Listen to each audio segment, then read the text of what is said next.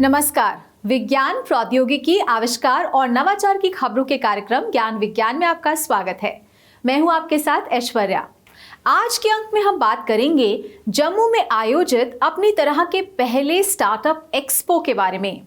बताएंगे कैसे मस्तिष्क आघात की चिकित्सा में कारगर साबित हो सकता है स्कूली छात्रा द्वारा तैयार किया गया समाधान। खबरें और भी होंगी, लेकिन शुरुआत करते हैं इस अंक की सुर्खियों से। उत्तर भारत के युवाओं को प्रेरित करने के लिए जम्मू में लगा स्टार्टअप मेला। इस क्षेत्र में अपनी तरह के पहले एक्सपो में कृषि, एरोमा, आईटी, संचार जैसे विभिन्न क्षेत्रों के स्टार्टअप्स हुए शामिल। एक स्कूली छात्रा ने तैयार किया संज्ञानात्मक आघात की पहचान करने वाला समाधान। चिकित्सा क्षेत्र को एक समाधान दे सकती है डीएसटी इंटर के तहत चुनी गई युवा नवाचारक की परियोजना। ब्रिक्स देशों के विज्ञान एवं प्रौद्योगिकी मंत्रियों की 10वीं बैठक का आयोजन। भारत ने सभी देशों के सामने मौजूद समान चुनौतियों के लिए साझा प्रयासों का किया आह्वान। और सिक्किम के ग्रामीण क्षेत्रों को अंगोरा रैबिट फार्मिंग से मिल रहा है नया रोजगार। क्षेत्र की सामाजिक और आर्थिक स्थिति को सुधारने में कारगर हो रहे हैं अंगोरा रैबिट से प्राप्त ऊन से बनने वाले उत्पाद।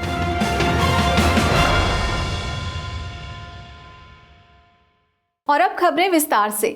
पिछले दिनों जम्मू में अपनी तरह के पहले स्टार्टअप एक्सपो का आयोजन किया गया।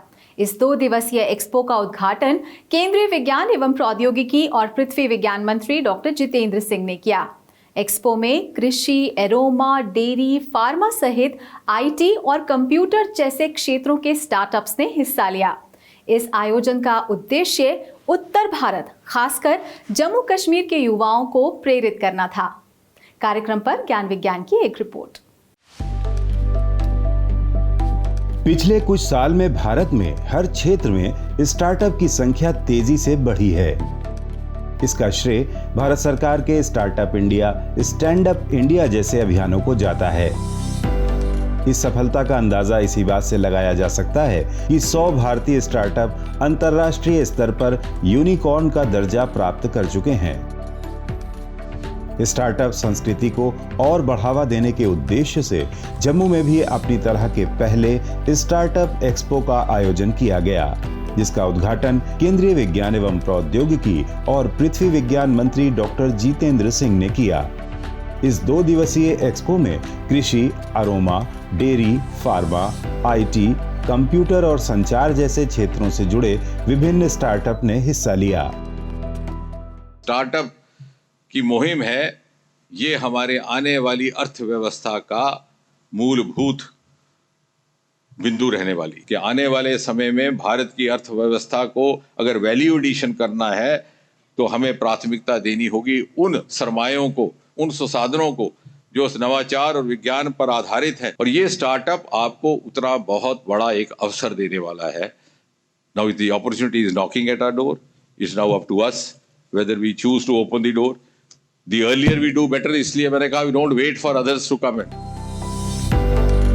भारत सरकार की युवाओं को उद्यमी बनाने की सोच और सहयोगी नीतियों के चलते स्टार्टअप विकास के क्षेत्र में भारत विश्व में अब 3रे स्थान पर पहुंच चुका है। हालांकि दक्षिण भारत की तुलना में उत्तर भारत में स्टार्टअप की रफ्तार कम है। जम्मू कश्मीर की बात करें तो यहाँ अरोमा मिशन के तहत आए पर्पल रेवोल्यूशन ने सुगंध उद्योग से जुड़े स्टार्टअप्स को स्थापित होने में काफी सहयोग किया है। बड़ी संख्या में सुगंधित तेल और उससे जुड़े उत्पादों के उत्पादन क्षेत्र में युवा उद्यमी आगे आए हैं। इसके अलावा जम्मू क्षेत्र में डेयरी उद्योग को भी एक सफल उद्यम के रूप में स्थापित किया गया है, लेकिन सरकारी नौकरी की सोच ने इस रफ्तार को धीमा रखा। जम्मू में आयोजित स्टार्टअप एक्सपो ऐसी ही सोच और बाधाओं को दूर करने का एक प्रयास है। अगला हमारा चैलेंज रहेगा सस्टेनेबल स्टार्टअप्स, कि how to sustain them, to give them an attractive source of livelihood. और उसके लिए we have to have integrated approach industry, इसलिए मैंने कहा। और मैं ये कह रहा हूँ जहां भी जा रहा हूँ देश के जिस हिस्से पे, इंडस्ट्री को शुरू से जोड़ दीजिए।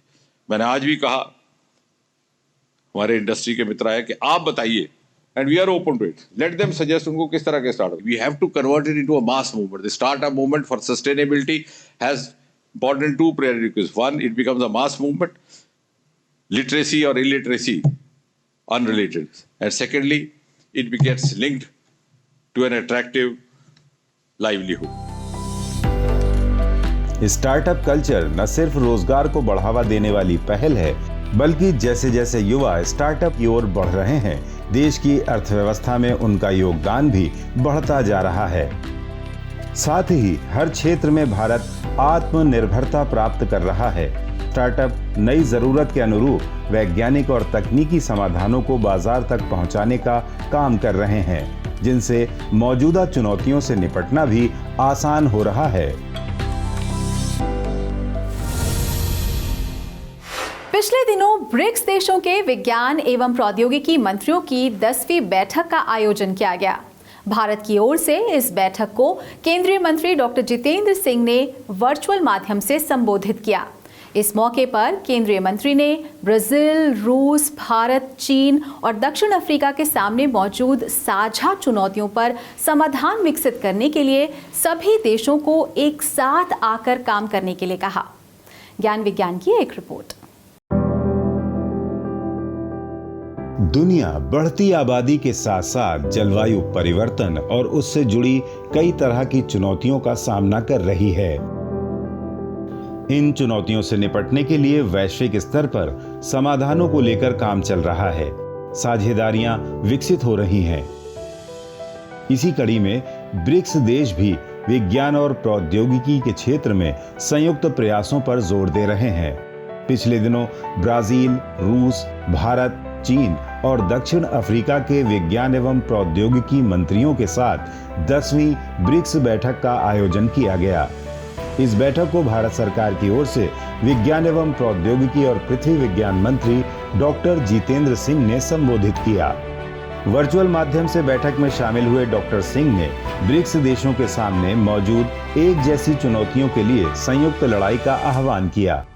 उन्होंने कहा कि विभिन्न क्षेत्रों में बढ़ रही समस्याओं और नवीन जरूरतों को लेकर ब्रिक्स देशों के शोधकर्ताओं के बीच एक नेटवर्क स्थापित होने की जरूरत है। इस बैठक में ब्रिक्स विज्ञान प्रौद्योगिकी और नवाचार घोषणा 2022 और ब्रिक्स नवाचार कार्य योजना 2022-23 को अपनाया गया। ब्रिक्स देशों में नागरिकों के लिए खाद्यान्न की उपलब्धता, सस्ती स्वास्थ्य देखभाल और ऊर्जा पहुंच सुनिश्चित करने तथा जलवायु परिवर्तन, जैव विविधता के ह्रास सहित पर्यावरणीय समस्याओं का समाधान करने जैसी कई समान चुनौतियां हैं। ऐसे में यह देश अगर स्वास्थ्य, कृषि, जल, नवीकरणीय ऊर्जा, जैव प्रौद्योगिकी, AI, रोबोटिक्स और पर्यावरण जैसे क्षेत्रों में सहयोग को बढ़ाते हैं तो उससे सभी देशों को लाभ पहुंचेगा और साझा प्रयासों से ज्यादा बेहतर और किफायती समाधान उत्पन्न किए जा सकते हैं। In the times to come, BRICS shall hold global importance for being the most populated marketplace driven by the knowledge economy. BRICS countries can collaborate to develop joint SMT solutions suited to local economies. BRICS countries must deepen cooperation in the areas like health, agriculture, water, renewable energy, biotechnology, electric mobility, ICT, AI, robotics, and environment. The network of BRICS countries can collaborate to develop joint SMT solutions commercialized to fit their local economies. India would support all the BRICS efforts in developing innovative and inclusive solutions, including digital and technology tools to provide sustainable development and facilitate affordable and equitable access to global public goods for all. India looks forward to deepen the BRICS collaboration in the field of science, technology and innovation. अंतर्राष्ट्रीय साझेदारियों में BRICS युवा वैज्ञानिक सम्मेलन, BRICS युवा शिखर सम्मेलन, खेल आदि जैसे सहयोगों ने नागरिकों के बीच आपसी संपर्क को मजबूत बनाने के साथ साथ विज्ञान, प्रौद्योगिकी और नवाचार के क्षेत्र में भी संबंध मजबूत करने का काम किया है। यही सहयोग ब्रिक्स देशों की चुनौतियों को हल कर स्थानीय अर्थव्यवस्था और व्यावसायीकरण को भी बढ़ावा देने वाला साबित होगा, जिसमें भारत अग्रणी भूमिका निभा सकता है। दिल्ली के एक स्कूल की छात्रा ने संज्ञानात्मक आघात की पहचान करने वाला मॉडल विकसित किया है। आर्टिफिशियल इंटेलिजेंस आधारित समाधान लोगों के चेहरे की छवियों का विश्लेषण कर यह पता लगा सकता है कि रोगी को संज्ञानात्मक आघात हुआ है या नहीं। DST इंटर कार्यक्रम के तहत छात्रा द्वारा तैयार किया गया यह मॉडल इस बार की राष्ट्रीय स्तर प्रदर्शनी और परियोजना प्रतियोगिता में चुने गए प्रोजेक्ट्स में से एक है। ज्ञान विज्ञान की एक रिपोर्ट। मस्तिष्क आघात, संज्ञानात्मक आघात ऐसे गंभीर रोगों में से है जिनका संपूर्ण उपचार काफी जटिल है। आघात मस्तिष्क के संज्ञानात्मक क्षेत्र को प्रभावित करता है, जिससे ध्यान, याददाश्त, बोलचाल पर असर पड़ सकता है।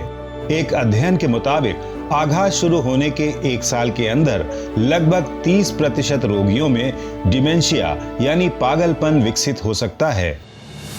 ऐसे में आघात की समय पर पहचान इस रोग के निदान के लिए काफी महत्वपूर्ण हो जाती है। इस गंभीर रोग के खिलाफ 10वीं की छात्रा ने एक नवीन समाधान देने की कोशिश की है, जिसे पिछले दिनों नई दिल्ली में आयोजित हुई DST इंटेल राष्ट्रीय स्तर प्रदर्शनी और परियोजना प्रतियोगिता में शामिल किया गया।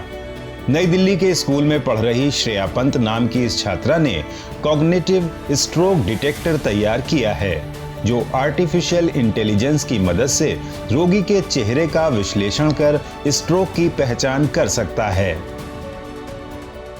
मेरा प्रोजेक्ट है कॉग्निटिव स्ट्रोक डिटेक्टर, जिसमें हम स्ट्रोक को डिटेक्ट करते हैं फेस रिकग्निशन के थ्रू। यानी कि अगर किसी इंसान को स्ट्रोक की वजह से लकवा हो रहा है तो वो हमारा जो AI मॉडल है वो डिटेक्ट कर पाता है। मस्तिष्क आघात में सबसे पहले चेहरे पर लकवा जैसे लक्षण दिखाई देने लगते हैं। हाव भाव सामान्य नहीं रहते। इसी आधार पर श्रेया ने स्वस्थ लोगों के चेहरे और हाव भाव की छवियां और आघात के रोगियों के चेहरों की छवियों को जमा कर उनका कंप्यूटराइज्ड डेटा तैयार किया और एक आर्टिफिशियल इंटेलिजेंस आधारित फेस रिकग्निशन मॉडल विकसित किया। जब किसी के चेहरे को स्कैन किया जाता है तो मॉडल कंप्यूटर में पहले से मौजूद छवियों से मिलान कर चेहरे का बाइनरी इमेज क्लासिफिकेशन करता है और यह बता सकता है कि व्यक्ति आघात का शिकार हुआ है या नहीं। हमने जो डेटा सेट यूज़ किया है उसमें एक डेटा सेट हमने स्ट्रोक का यूज़ किया है और एक डेटा सेट हमने यूज़ किया है जिसमें हेल्दी लोगों की फ़ोटो है, यानी कि हेल्दी जो स्वस्थ लोग हैं उन सब की उसमें हमने तस्वीर डाली है और उसमें हमने अलग अलग इमोशंस जो हैं वो भी उसमें ऐड किए हैं सभी। और कोई इमिटेशन वगैरह अगर कोई लोग करते हैं, उसकी नकल करने की कोशिश करते हैं, तो वो हमने उसमें ऐड किया है। तो उस सब पर बेस्ड हमारा जो ये मॉडल है वो क्लासिफाई करता है कि किसी इंसान को स्ट्रोक है या नहीं है।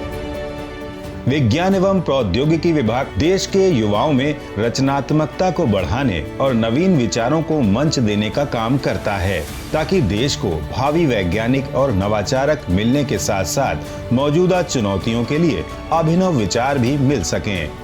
श्रेया द्वारा तैयार की गई परियोजना भी इन्हीं विचारों की एक कड़ी है, जो चिकित्सा विज्ञान को एक नया समाधान दे सकती है। वैज्ञानिक और तकनीकी हस्तक्षेप कैसे सामुदायिक उत्थान में कारगर साबित हो सकते हैं, इसका एक उदाहरण सिक्किम में की जा रही अंगोरा रैबिट फार्मिंग है। यहाँ के ग्रामीण क्षेत्रों में लोगों को अंगोरा रैबिट के ऊन से उत्पाद बनाने के रूप में एक नया रोजगार मिला है। केंद्रीय और राज्य सरकार के विभागों द्वारा संचालित इस परियोजना के तहत न सिर्फ ग्रामीण महिलाओं का सशक्तिकरण हो रहा है, बल्कि ऊन का एक और स्रोत बड़े स्तर पर देश की टेक्सटाइल इंडस्ट्री को भी बेहतर विकल्प दे सकता है। पेश है एक रिपोर्ट। वैश्विक स्तर पर शुद्ध ऊनी उत्पाद के क्षेत्र में भारत का प्रमुख योगदान रहा है। इनमें पहाड़ी क्षेत्रों में पाई जाने वाली सामान्य और पश्मीना जैसी भेड़ों से प्राप्त किया जाने वाला ऊन और उनसे बनने वाले उत्पादों की काफी मांग है। इसी श्रेणी में अब अंगोरा प्रजाति के खरगोश से प्राप्त होने वाला ऊन भी शामिल है। जो ठंडे पहाड़ी क्षेत्रों में रोजगार का एक नया विकल्प बन सकता है। सिक्किम का अंगोरा रैबिट फार्म इसी दिशा में काम कर रहा है। अंगोरा ऊन का इस्तेमाल सबसे पहले हिमाचल प्रदेश से शुरू किया गया था। इसकी सफलता को देखते हुए केंद्रीय ऊन विकास बोर्ड ने इस परियोजना को विस्तार दे दिया। इसी कार्यक्रम के तहत सिक्किम पशुपालन विभाग के सहयोग से 1996 में इस अंगोरा रैबिट फार्म को एक अनुसंधान केंद्र के रूप में स्थापित किया गया था और साल 2000 में इसे angora rabbit breeding germ plasma line विकसित करने और ऊन प्राप्त करना तथा उत्पाद बनाने के प्रशिक्षण केंद्र के रूप में लॉन्च कर दिया गया। टूल को डेवलपमेंट करने के लिए, टूल का डेवलपमेंट वैल्यूएशन ऐड करने के लिए अंगोरा रैबिट जो था उस टाइम में वर्ल्ड वाइड बहुत फेमस हो गया था, जिसका वूल जो है वो बहुत प्रीशियस माना जाता था। उसी शीप का वूल को वैल्यू एडिशंस करने के लिए फिर ये रैबिट जो है इंडिया में इंट्रोड्यूस किया गया और ये जो रैबिट सब जो है वो एक्जोटिक रैबिट है और ये फर्स्ट सेटअप हिमाचल प्रदेश में जो गरसा करके जगह है, central wool and sheep research institute, वहाँ पे सेटअप किया गया था। और लेकिन इसका जो सरफेस जो है वो बाहर का स्मूथ सरफेस होने के कारण से ये 100% बड़ा मशीन में ये धागा नहीं बनता, तो इसीलिए इसको ब्लेंड करना पड़ता है। तो इसको शीप वूल से साथ में ब्लेंड हो सकता है, इसको सिल्क के साथ में ब्लेंड हो सकता है, इवन ये पश्मीना के साथ में भी ब्लेंड होके टेक्सटाइल इंडस्ट्री को बहुत बड़ा एक बूस्ट कर सकता है। अंगोरा रैबिट के ऊन की गुणवत्ता लगभग पश्मीना जैसी होती है, लेकिन इसका सरफेस सिल्की होने के चलते इसे मशीन में डालकर धागा नहीं बनाया जा सकता। इसलिए इसे भेड़ या अन्य जानवरों से प्राप्त ऊन में मिलाकर धागा बनता है, जो सामान्य ऊन की गुणवत्ता को बढ़ा देता है। अंगोरा ऊन सामान्य ऊन से लगभग 6 गुना ज्यादा गर्म होता है, जो ठंडे क्षेत्रों के लिए काफी उपयोगी है। सिक्किम अंगोरा रैबिट फार्म द्वारा वैज्ञानिक अध्ययन और क्षेत्र के अनुकूल ब्रीड तैयार करने के साथ साथ स्थानीय महिलाओं को रैबिट फार्मिंग और ऊन निकालने की ट्रेनिंग देने का काम किया गया। साथ ही इस ऊन से स्थानीय स्तर पर ही पारंपरिक पद्धतियों और संसाधनों से उत्पाद तैयार करना सिखाया गया। ये डिपार्टमेंट एनिमल हस्बेंड्री के तहत इसमें सिक्किम में यहाँ पे एस्टेब्लिशमेंट किया गया है और गवर्नमेंट का मेन मकसद है कि रूरल जो लेडीज है, जो फार्म लेडीज है, इसको एम्प्लॉयमेंट जनरेट करके इसको अपलिफ्टमेंट करने का मेन मकसद है। और ये जो फार्म है ये आई थिंक ये अभी पूरा भारतवर्ष में ये सबसे बड़ा एक पेरेंट जर्मोप्लाज्म लाइन जो है हम लोग ने यहाँ पे एस्टेब्लिशमेंट किया गया है। करीब 10 डिफरेंट जर्मोप्लाज्म लाइन का अंगोरा फार्म इस फार्म में पाया जाता है और यहाँ का अभी ये हमारा फार्म में करीब 400 रैबिट का स्टॉक जो है हम लोग मेंटेन करता है। और इस रैबिट में हम लोग स्पेशली यहाँ पे ब्रीडिंग करता है, रैबिट ब्रीडिंग करता है, उसको बढ़ाता है और स्पेशली इसको रूरल एरिया में जो गांव का स्पेशली लेडीज लोग को, लड़की लोग को इसको एम्प्लॉयमेंट अपलिफ्टमेंट करने के लिए यहाँ पे हम लोग ट्रेनिंग इसको प्रोवाइड करता है। सरकारी योजना के तहत फार्म द्वारा ग्रामीण महिलाओं को प्रति घर 2-2 अंगोरा रैबिट उपलब्ध कराए जाते हैं और ग्राम स्तर पर स्वयं सहायता समूह विकसित किए गए हैं। एक वयस्क अंगोरा रैबिट में 75 से 90 दिनों में प्राप्त करने लायक ऊन तैयार हो जाता है। उसे सामान्य कैंची के द्वारा काट कर निकाल लिया जाता है। 100 रैबिट से लगभग 10 किलोग्राम शुद्ध ऊन प्राप्त होता है, जिनसे 100 गर्म कैप्स तैयार की जा सकती हैं। स्थानीय स्तर पर ही एक कैप की कीमत 1 से 2,000 रुपए तक होती है। इस तरह स्वयं सहायता समूहों के द्वारा महिलाओं को घर बैठे अच्छी आय हो जाती है। सिक्किम के ग्रामीण क्षेत्रों में अंगोरा रैबिट पालन का चलन धीरे धीरे बढ़ा है। इसके लाभ को देखते हुए लोग तेजी से पशुपालन के इस नए विकल्प को अपना रहे हैं। अंगोरा रैबिट फार्म की मदद से जहां स्थानीय रोजगार को बढ़ावा मिला है, वहीं वैज्ञानिक हस्तक्षेप का यह उदाहरण आने वाले समय में टेक्सटाइल इंडस्ट्री को गुणवत्तापूर्ण कच्चा माल देकर वैश्विक स्तर पर भारतीय ऊन की साख को और ज्यादा बढ़ा सकता है।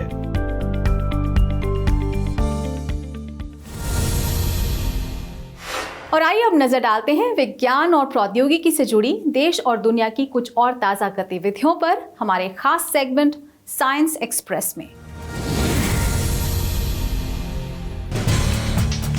देश भर में फैली वैज्ञानिक तथा औद्योगिक अनुसंधान परिषद की प्रयोगशालाओं में तकनीकी सफलता और नवाचार प्रदर्शन के लिए एक सप्ताह एक प्रयोगशाला अभियान चलाया जाएगा। CSIR की 37 प्रयोगशालाओं के निदेशकों और विभागाध्यक्षों की पहली CSIR लीडरशिप मीट के दौरान ये घोषणा केंद्रीय विज्ञान एवं प्रौद्योगिकी और पृथ्वी विज्ञान मंत्री डॉक्टर जितेंद्र सिंह ने की। केंद्रीय मंत्री ने कहा कि CSIR की विरासत इसकी कई राष्ट्रीय प्रयोगशालाओं और संस्थानों के योगदान द्वारा बनी है। उन्होंने कहा कि CSIR की प्रत्येक प्रयोगशाला अद्वितीय है और जीनोमिक्स में भूविज्ञान, सामग्री प्रौद्योगिकी से सूक्ष्म जैविक प्रौद्योगिकी और भोजन से ईंधन जैसे विविध क्षेत्रों में विशेषज्ञता रखती है। कोविड की वैश्विक महामारी के दौरान CSIR की कई प्रयोगशालाओं ने एक साथ आकर ऐसी तकनीकों का विकास किया जिससे भारत को कोविड के खिलाफ लड़ाई में सहायता मिली। 1 वीक 1 लैब ऐसा अभियान है जो CSIR की हर प्रयोगशाला की सफलता की कहानियों को बड़े पैमाने पर देश के सामने लाएगा। अखिल भारतीय आयुर्विज्ञान संस्थान ऋषिकेश के सहयोग से भारतीय विज्ञान संस्थान के शोधकर्ताओं ने मिर्गी की सटीक पहचान के लिए नया एल्गोरिदम विकसित किया है। मिर्गी तंत्रिका संबंधी एक रोग है जिसमें मस्तिष्क अचानक विद्युत संकेतों का उत्सर्जन करता है, जिसके परिणाम स्वरूप दौरे पड़ते हैं और चरम मामलों में मृत्यु तक हो सकती है। शोधकर्ताओं द्वारा विकसित एल्गोरिदम मिर्गी की घटनाओं और उसके विभिन्न रूपों की पहचान के लिए मस्तिष्क स्कैन को डिकोड करने में मदद कर सकता है। मौजूदा तरीके में मिर्गी की पहचान के लिए न्यूरोफिजियोलॉजिस्ट EEG का मैनुअल रूप से निरीक्षण करते हैं, लेकिन लंबे समय तक EEG का दृश्य निरीक्षण थकाने वाला हो सकता है और कभी-कभी त्रुटियों का कारण बन सकता है। नया एल्गोरिदम EEG डेटा के माध्यम से कार्य करता है और विद्युत सिग्नल पैटर्न से मिर्गी की पहचान कर सकता है। अभी तक के परीक्षणों में इन पैटर्नों के आधार पर किए गए विश्लेषणों में मिर्गी का सटीक रूप से पता लगाने में इस एल्गोरिदम को प्रभावी पाया गया है। इस अध्ययन का एक उद्देश्य चिकित्सकों को कुशल और त्वरित स्वचालित जांच और निदान में मदद करना है। यह अध्ययन शोध पत्रिका biomedical signal processing and control में प्रकाशित किया गया है। 27 सितंबर को CSIR राष्ट्रीय विज्ञान संचार एवं नीति अनुसंधान संस्थान द्वारा वैज्ञानिक तथा औद्योगिक अनुसंधान परिषद का 81वां स्थापना दिवस मनाया गया। भारत के सबसे बड़े अनुसंधान एवं विकास संगठनों में से एक CSIR की शुरुआत 26 सितंबर 1942 को हुई थी। मौजूदा समय में देश भर में फैली CSIR की 37 प्रयोगशालाएं और संस्थान अपने नवोन्मेषी अनुसंधानों के द्वारा देश को हर क्षेत्र में आत्मनिर्भर बनाने का काम कर रहे हैं। इस मौके पर नई दिल्ली स्थित राष्ट्रीय कृषि विज्ञान परिसर में आयोजित कार्यक्रम के अलावा पूसा कैंपस में एक ओपन डे कार्यक्रम भी आयोजित किया गया, जिसमें स्कूली छात्रों ने निस्पर और संस्थान की अन्य सुविधाओं का दौरा किया। छात्रों और वैज्ञानिकों के बीच बातचीत का भी एक सेशन रखा गया, जिसमें विभिन्न वैज्ञानिकों ने बच्चों को संबोधित किया और उन्हें विज्ञान की संभावनाओं के प्रति जागरूक कर इस क्षेत्र में आने के लिए प्रेरित किया। बच्चों को निस्पर की मासिक लोकप्रिय विज्ञान पत्रिका विज्ञान प्रगति का विशेष अंक भी वितरित किया गया। इस मौके पर पुस्तक विमोचन जैसी कई अन्य गतिविधियां भी आयोजित की गईं। भारतीय प्रौद्योगिकी संस्थान गुवाहाटी के शोधकर्ताओं ने गन्ने का रस निकालने के बाद बचने वाले अवशेष से ज़ाइलिटोल का उत्पादन करने के लिए अल्ट्रासाउंड समर्थित फर्मेंटेशन विधि विकसित की है, जो पारंपरिक फर्मेंटेशन में लगने वाले समय को कम कर सकती है। ज़ाइलिटोल चीनी का सुरक्षित विकल्प है। यह प्राकृतिक उत्पादों से प्राप्त किया जाने वाला शुगर अल्कोहल है, जिसमें एंटी डायबिटिक और एंटी ओबेसोजेनिक प्रभाव हो सकते हैं। शोधकर्ताओं के मुताबिक ये एक हल्का प्रीबायोटिक है और दांतों के क्षरण को भी रोकता है। सफेद चीनी के सेवन से स्वास्थ्य पर पड़ने वाले प्रतिकूल प्रभाव और मधुमेह रोगियों के चलते चीनी के सुरक्षित विकल्पों की मांग में वृद्धि हुई है। लेकिन चीनी के सुरक्षित प्राकृतिक विकल्प बनाने की मौजूदा तकनीक और उसमें लगने वाले समय की वजह से ये उत्पाद काफी महंगे हो जाते हैं। भारतीय शोधकर्ताओं द्वारा विकसित ये नवीन तकनीक न सिर्फ फर्मेंटेशन के समय को लगभग आधा कर देगी, बल्कि ज़ाइलिटोल के उत्पादन को भी 20% तक बढ़ा देगी। इस तरह लागत कम होने से उत्पादों के दाम भी कम होंगे। आज के हमारे इस अंक में इतना ही। यह कार्यक्रम आपको कैसा लगा, अपनी फीडबैक और सुझाव देने के लिए आप हमें ईमेल कर सकते हैं। हमारा ईमेल पता है indiascience@vigyanprasar.gov.in। आप अपनी राय हमें डाक के द्वारा भी भेज सकते हैं। हमारा पता है विज्ञान प्रसार, A50, सेक्टर 62, नोएडा 201309, उत्तर प्रदेश। विज्ञान, प्रौद्योगिकी, आविष्कार और नवाचार से जुड़ी ताज़ा जानकारियों के साथ अगले हफ्ते इसी वक्त इसी चैनल पर फिर हाजिर होंगे। तो बने रहिए हमारे साथ वैज्ञानिक सोच के साथ। नमस्कार।